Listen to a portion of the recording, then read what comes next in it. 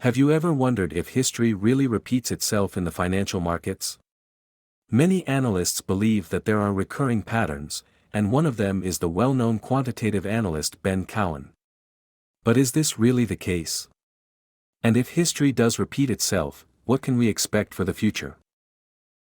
In this video, we will try to answer these questions by exploring Cowen's predictions, the current macroeconomic environment, and the possible impact on cryptocurrencies. Hello everyone and welcome to our channel dedicated to the world of cryptocurrencies.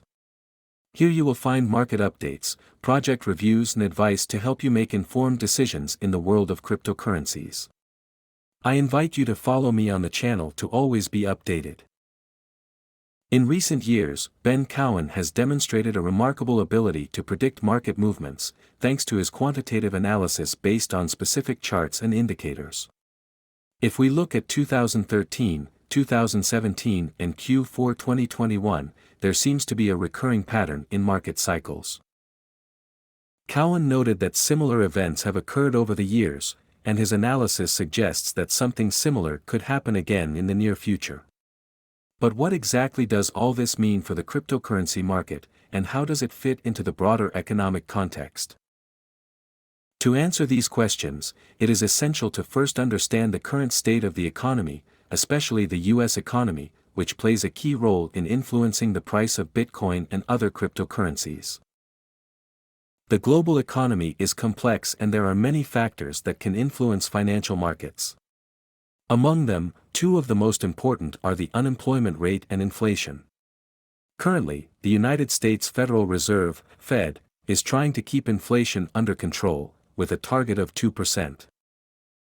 Even though inflation recently fell to 2.92%, there are still concerns that it could rise again, especially considering that we are approaching an election year, when historically there have been interest rate cuts. The Fed is in a delicate position. On the one hand, it must prevent inflation from rising again, on the other, it must be careful not to keep interest rates too high for too long, which could lead to deflation, as happened in the 1940s. Another critical element is the unemployment rate, which, although still relatively low, is starting to rise. The Fed must balance these two factors to try to achieve a soft landing, that is, a controlled economic slowdown without a drastic recession. But how does all this relate to cryptocurrencies and the Bitcoin market? Cowen suggests that to see significant upside in risky markets like cryptocurrency, the Fed would need to ease monetary policy, i.e., reduce interest rates. This could happen in 2025, but it is difficult to make precise predictions. The market is constantly evolving, and as Cowen points out, a new narrative seems to emerge every month. Looking back at 2019, we can see an example of how history could repeat itself. Back then, the Fed lowered rates and cryptocurrency markets reacted positively, with Bitcoin hitting new highs. However, it is important to remember that there are always unforeseen factors, such as the 2020 pandemic, that can drastically affect the market. Cowen believes that Bitcoin's 4-year cycle, which many analysts follow, is still in place. This cycle calls for Bitcoin to peak in the fourth quarter of the year following the halving, an event that reduces the reward for Bitcoin miners and occurs every 4 years. In 2013, 2017, and 2021, Bitcoin followed this pattern, reaching its highest during these periods.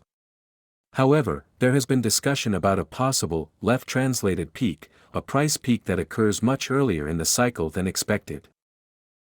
This early peak theory became a hot topic in March 2024, similar to what happened in June 2019. In both cases, Bitcoin saw a surge of over 300%, leading many to believe that the cycle was changing. However, Cowen warns that this may not be the case.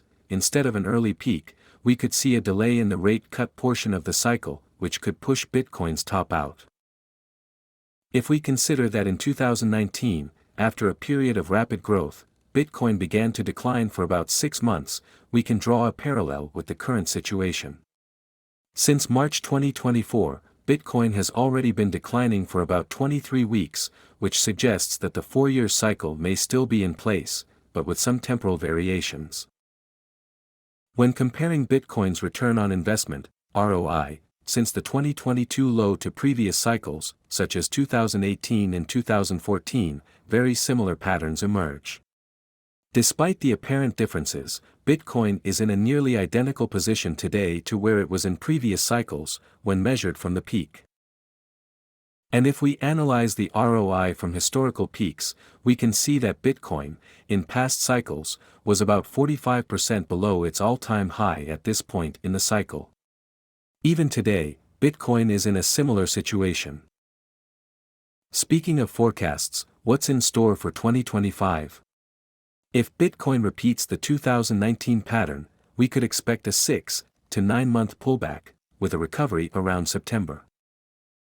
This scenario could see Bitcoin hovering around current levels for a few more weeks, possibly returning to its 100-day moving average, as it did in 2019.